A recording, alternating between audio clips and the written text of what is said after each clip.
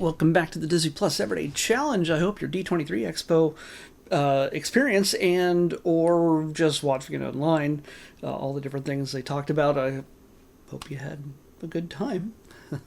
Disney Plus was there as I was there, and today, the aftermath, we have more sharks from Shark Fest. This is Sharks Reef Rivals. It's 44 minutes long. It's from 2026. It's from the latest Shark Fest collection of episodes that they drop every July or so.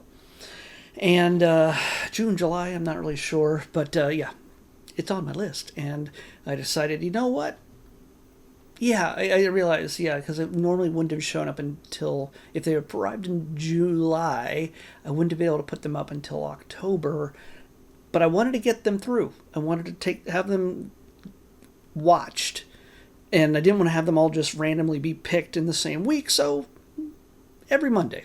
And this is our penultimate episode. One more episode after this, talking about sharks from Shark Fest on National Geographic via Disney Plus.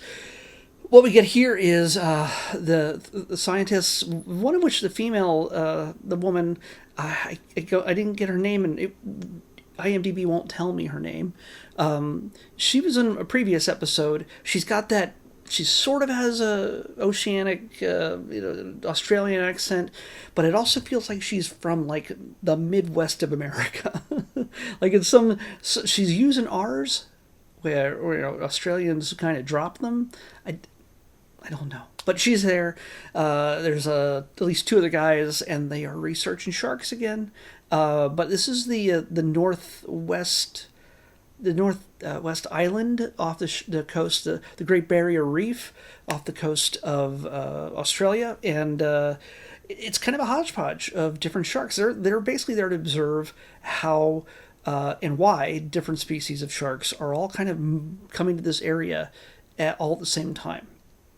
And who is going to kind of be dominant when they face off with one another. And it's not just sharks. Of course, there are turtles, tortoises, and manta rays, and trevolies, like some pretty freaky looking fish. And also, yeah, just little sea turtles, Sadly, you're going to see some sharks do some major damage in this one. It gets a little gory at times. They get some incredible footage. I say this with all the more recent episodes because we have the video technology gets so much better, whether it's above water or below. Some of the footage that comes out in the last year or two, every year it gets better. It's so clear, it's so detailed, and it's just scary that it feels like you're there, you're that close. It is definitely worth checking out. If you're into the sharks and the undersea and the marine biology and all that other stuff, you get to see the glorious Great Barrier Reef and all the creatures as they interact with it and around it and attack each other. And that includes the little baby tortoises that I mentioned a second ago that I couldn't bring myself to say, but I'm going to do it. I'm going to go all the way through. At one point, toward the end, there is a mass hatching, and they instinctively struggle their way across the sand to make it to the water, which is they're dead in the land on the sand. They're dead in the water because a trevally and a lemon shark, which isn't really that big, and they're kind of they're small, but they're fast, and they can do the shallows a whole lot better than other sharks. They start snatching up those little. One guy called them nuggets or something. I don't know what he called them. He had a little nickname for them, but you might see things about the sea turtles and things like that, about how the eggs are laid and how they hatch and how they make it to the water. You've heard the stats if you've watched those kind of documentaries. Most do not ever make it into the water alive. You could probably have 1,000, 10,000 hatching all at once, and if you're lucky, if out of that 10,000, 100 make it. So, yeah, the percentage of survival is not great. And it has nothing to do with mankind, for a change. It mainly has to do with nature, the circle of life, even in the land and the sea. And by the way, the sharks, I learned, also really enjoy eating birds. Yeah, they're not the sharks that are jumping out of the water and grabbing anything. No, the birds like to sit in the water. It's cool. They can get little snacks themselves, but yeah, they become pretty easy snacks as well. You just have to be that shark that will swim right up underneath them, grab them, and pull them down, as many as you can.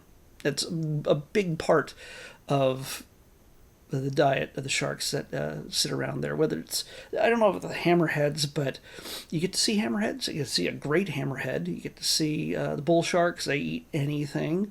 It's a hodgepodge of different sharks, and you get to see them interact with each other and observed, not just by people diving in or just putting a camera under the water. There's a lot of high level drone shots, which also has changed the game in how they observe sharks and how they watch them day and night, which is usually also where the little baby turtles hatch under cover of night, but it doesn't help them too much, unfortunately. But yeah, it's a brutal world out there in the world where you gotta deal with sharks. We got it easy. We just we have Jaws and Jaws 2 and Jaws 3, Jaws 4, Jaws 19. Back to the Future reference. There's we just every once in a while we do have shark attacks for us, but this episode, this special was not about us. It's about them and everybody they attack and are attacked by. Sharks, yes, also eat other sharks, especially when they're smaller than them. So if you weren't aware of that, well, this one will teach you all about it. Looks gorgeous. Definitely check it out. And you can go back to my 1500th episode. There was a time I stopped watching shark episodes, and I decided with that 1500th episode, I'm going to watch whatever I haven't watched yet in one episode. It is not an episode I recommend watching. It is really, really long. But if you have the fortitude, go check it out. I would love to have somebody run the entire episode. I think it runs like an hour and a half long. And it's me just watching 5 or 10 minutes of an episode, coming back, talking about it. It took forever to stitch that thing together. Yeah. But only one more shark episode after this. I don't know why I brought this up. I already have tomorrow's picked out because something premiered over the weekend during the D23 Expo, Camp Rock 3. So this is one of 2 movies remaining that we are going to be watching this month. And after that, I don't know if we have any more movies. I mean, there's going to be some stuff that's going to be added sooner or later in the next few weeks, I'm sure. I don't know for sure when. But movies like The Mandalorian and Grogu, Toy Story 5, the live-action Moana, all of those will be added to Disney Plus probably in the next 2 to 3 months at most. And I hope to get to add them to the series before it ends. Probably somewhere in November, maybe December. Find out. Camp Rock 3. Yes, it just premiered a few days ago. That's what we're watching next in the Disney Plus Everyday Challenge. I'll see you back here tomorrow with that. Bye.